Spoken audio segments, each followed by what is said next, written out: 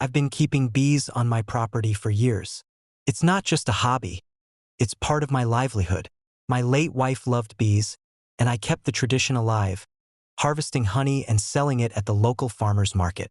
My hives sit on the far end of my yard, fenced off, with signs clearly posted, "Private property, do not touch."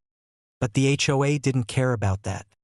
Karen, the HOA president, had been hounding me for months, calling my beehives an eyesore, and claiming they were a danger to the neighborhood.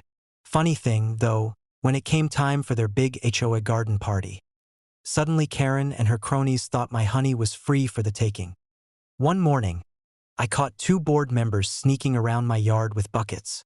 They were scooping honey right out of the combs, like it was their personal buffet. When I confronted them, they smirked. "HOA rules say everything here belongs to the community," one of them sneered. I told them flat out, "Touch my bees again, and you'll regret it." They didn't listen. That's when I decided to teach them a lesson. I have connections. An old army buddy of mine works in pest control and has access to invasive species for research. With his help, I swapped out several of my bee colonies with something far meaner: Asian giant hornets, the so-called murder hornets. Now, to the untrained eye, the hives looked the same, but anyone dumb enough to tamper with them would find out quickly. Sure enough, the HOA's harvest crew showed up again during the weekend, ready to steal my honey for their event. I sat back on my porch with a cold drink, waiting. The second they cracked open the first hive, it was chaos. A swarm of furious hornets erupted, diving straight at them.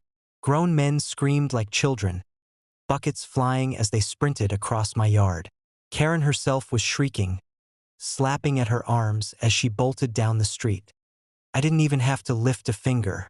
The hornets handled everything for me. By the time the dust settled, the so-called thieves were covered in stings, their party ruined, and my hives left untouched. The HOA called an emergency meeting the next day, demanding I remove the dangerous insects immediately. I simply leaned back in my chair and said, "Funny, you didn't think they were dangerous when you were stealing from me."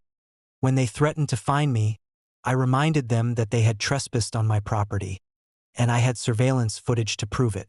I even hinted that I could press charges for theft. Suddenly, the HOA got very quiet. The best part?